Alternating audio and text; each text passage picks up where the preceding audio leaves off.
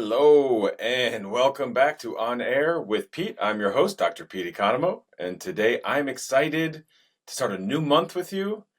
So let's say hello to November. Hello. I know there's lots of things going on like Movember, and I think this is when guys start to grow some mustaches. So if you like mustaches, cool. If not, I guess you can't wait for December.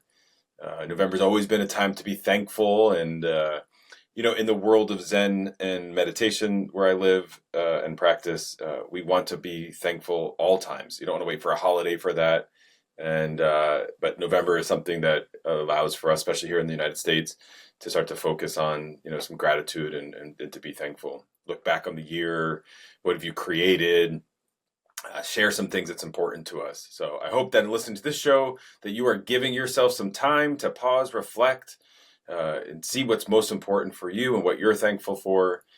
Because being thankful is really one of the keys to true happiness. And, gratitude, whatever you're going to call it, the ability to do it. Recently I was talking to somebody and they're going through some really tough times. And I said, try being thankful for that. And I know that sounds cheesy and, trying to like sort of be, all, positive and there's toxic positivity. Certainly you've heard me talk about that and other podcasts, or you don't want to just be positive, but you want to recognize that when we face adversity, those are moments for us to be thankful for, because only then can we grow in the face of adversity. So I've been thinking a lot lately about happiness and what that word means for all of us. In my personal and professional life, I see a lot of people struggling. What is happiness? Do you feel like you have it today? And actually, what I want you to reflect on is, what have you done to create happiness? It's one of the things I think a lot about, because we sort of live in this world where we think that things just arrive. This is where I feel like we're becoming, my parents or grandparents, and like, oh, this generation sucks type stuff. But I'm not saying that. I'm just saying, certainly there is going to be a little bit of entitlement. But that's life. People are all different, and diversity and differences is what makes us awesome as a species. So what is it that you do to create your happiness? And think about that, because that's how you create inner peace. Oftentimes I'll ask clients to define what happiness is. They might struggle. When's the last time you felt joy? They might struggle. And they're like, well, why do I even want this? And for me, I think that's what inner peace is. And inner peace is joy. So what does true happiness really mean? There was this article in the Psychology Today that discussed this topic, and I wanted to share it with you. So a recent study shown that focusing on happiness as our primary goal does not always boost well-being. Constantly chasing happiness can sometimes lead to disappointment. So does that surprise you? It doesn't surprise me. See, the chasing of it, we can't be chasing anything, because from a mindfulness perspective, if we're chasing it, then we're not embracing where we are.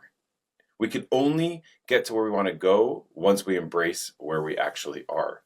Because the world that we live in is always bigger, better, faster. We want everything now. And that's kind of the phone. I just pulled my phone out a moment ago.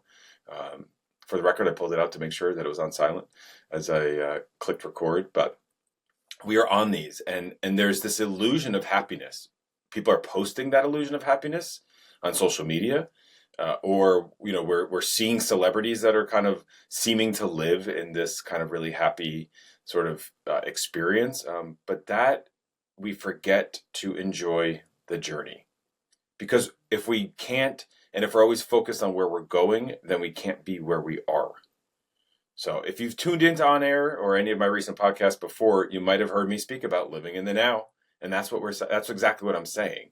You can't get to where you're going until you actually embrace the now. So how can we possibly live in the now and chase this never-ending quest for happiness? Focusing only on happiness often leads to disappointment. And research that we're seeing tells us that happiness should be the outcome of doing things that you love, but it should never be your primary goal. See, that's value-based living. When we're working for that from a cognitive behavioral perspective, we're saying, what's important to you? Is it parenting? Is it romance? Is it your environment? Is it doing things socially? Once you can identify what it is that's important to you, then happiness will follow. So this article also looked at that people that lack a clear understanding of what steps to take to genuinely boost their own happiness, that makes this never-ending pursuit. It's societal pressure. Like, what am I supposed to be? And that's a should statement. So David Burns in the 80s published a list of about 10 cognitive distortions, and one of them is the should statement. I should be one way. I should be happy. I should be posting things that make me look happy. So I'll tell you that the endless scrolling online leads us to believe that everyone else is happy. I'm here to tell you that what people are posting is not true. And, straight up, a lot of what I post is not true. Because, there's truth behind it. And I think for me, the branding that I have, right, it's a brand. The branding of mindful living and peace is one that I do practice. So I mostly practice what I preach. But anybody I've ever talked to, I'll tell you, I don't do that in an absolute way. There are things that I still struggle with and that I don't do, to live in a fulfilling way. And over the course of our episodes, you'll get a glimpse into some of those things. So what I encourage you to do is create your own happiness by doing what you love, not by focusing on other people's happiness. Because this is a limited life, and whatever your spiritual beliefs are, we're going to talk a lot about that, in different episodes on air with Dr. Pete. But, spirituality is important. Spirituality gives meaning. And even if I'm agnostic, even if I don't believe in something, that is still a belief. So not believing is a belief. And what we do is we build upon that. So, it's not right or wrong. I don't have to identify with one of the top 3, 4, 5 religions that are out there in the world. But I need to understand that I have this life, right now. I don't know what else is going to happen after, but right now, that's all I got. So I often get asked, like, how do you find your own happiness? And so, as I've said, it's about inner peace, straight up. If there's one answer I had to say, that's exactly what it would be. And the way that I find inner peace is by unplugging. And I will say unplugging has become increasingly more difficult. Part of it is because professionally, as I get more involved, I do like to follow things and stay on top of stuff. Lots of different conversations, different sports. It's not just baseball or basketball or football. It's all of them, soccer, or like we like to say, football and American football. But unplugging is critical for me. Again, so maybe I need to benefit and probably practice a little bit more of that. But that's one thing that is really important. Getting outside. Here in the Northeast, we've had a pretty warm fall season, with some nice crisp nights and, just getting out when I can, spending time with family and loved ones, dogs. But even when I'm burnt out, like even the dogs are annoying. Has anyone else ever felt that where you're just like, why is everyone following me? I know there's people that get that. And we judge ourselves for that. We're like, oh, I can't believe that I, feel that way about this animal that just loves me. So all these things you do it in a way, to create happiness, to create inner peace. And it's not absolute. It's not like it's just going to, it doesn't just come, and so with it, there's a roller coaster. So like I just said about the dogs, like sometimes they annoy me. I get up really early and sometimes I just want like that peaceful moment, for me that morning, when there's just really like silence, some people are night people. I'm not one of them. And so hearing I always say like the tap dance, the dog's nails on the hardwood floor, sometimes can be really frustrating because then they're like, oh, cool, dad's up, let's go out, let's eat, let's focus on me, because that's what people do. So I got some pointers for you though, right? So there are things that I see in the work that I do, some of it's from the research, some of it's anecdotal from the clinical work. But here's the first thing. Focus on activities that enhance your well-being. So well-being is this like umbrella approach. Well-being is a way to feel. And when you focus on your wellness, those are activities that you can partake in. So, kind of wellness leads to well-being is the way that I think about it. So what are the activities there? Exercise is really important. Some kind of meditation, spiritual practice, eating really well, hydrating, just really connecting mind and body. If you think about, sometimes it could just be like a 5-minute walk. It doesn't have to be anything. Point 2, you could do, spend some time with your loved ones. Now, that doesn't always have to mean family. I understand for many of us, family can be triggering or can be a challenge. Could just be, sometimes we have our sort of inherited or grown families, some friends that are close to us. spend some time in that and have some real conversation. It's incredible to me that sometimes, we spend the time with the people that suck the life out of us, rather than the people that we really feel energize us. It's one of my, closest friends. We talk a lot about that because in our, professional lives, people are there to take. And then we find that it's hard for us to find time together, but we try to make a commitment to one another that we do that because we recognize that that's important for our own health and well-being. Mindful. Number 3, be mindful. So this is on purpose in the present moment and without judgment. So maybe just think about doing that like while you're brushing your teeth tonight.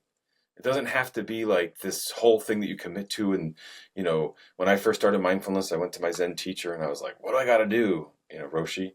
And he's like, you're doing exactly what you need to be doing, which of course wasn't, frustrating, but you recognize that wherever we are, we're there, so you don't have to overwhelm yourself. Just start with like small little steps and that will help you get there. Number 4, focus on your own fulfillment instead of others. That we live in a world, this digital world. Recently, when East Meets West, Dr. Rubin and I talked about the digital detox. So what's your fulfillment? Don't get so wrapped up in what other people are doing. What can you do for you? And notice that, because when we're focused on others, there's a lot of noise. And we don't need that noise. We don't need it. The noise is going to be there. We live in a world that is full of noise. So, think about it. And if if you do some of these things, you will see that these will help to increase and improve your well-being. So if you have a personal story that you want to share about your kind of road to this happiness or inner peace or your improved well-being, check out the website, officialdrpete.com. And please, send me a note. I'd love to, hear about your story, read about it. And then maybe I can, have you on. That's kind of what this is supposed to be about. This, On Air with Dr. Pete is going to be, real life stories of kind of this pursuit of happiness. So, for example, lots of cool guests coming up. I recently had the opportunity to speak with Dr. Callie Estes, and she's a wonderful guest. I mean, you're going to, tune into that episode if you haven't already, the energy that she brings, because, she's this really highly sought after celebrity life coach. And it was such an honor to speak to her. Even in light of like the challenge that she had there, like that's how committed she was, living in Florida with all the hurricanes. She didn't have internet, and so she's still committed to it. So you got to tune into that episode. Also, local author in Jersey, MB Paradise. That's awesome. A prime example of a woman who never gave up on herself, and she chased her dreams after what she thought was unfulfilling life, and then she created a life. So, tune into every Friday here on Air with Dr. Pete. We'll have new episodes coming up. So, as always, this show is truly meant to be a safe space and a space where we can offer support and guidance. I hope that by listening to our weekly show and hearing from the different guests we're going to have, that you'll find something in it. I think some episodes are going to be longer than others. But ultimately, it doesn't take much. One of the things I say a lot with clients is it's really easy to feel not well. It's easy to just kind of stay on the couch. It's easy to like order like really gross food and not eat well and not exercise. And a lot of that is a lot easier than it is to focus on and improve your well-being. So I've found that one thing that's been working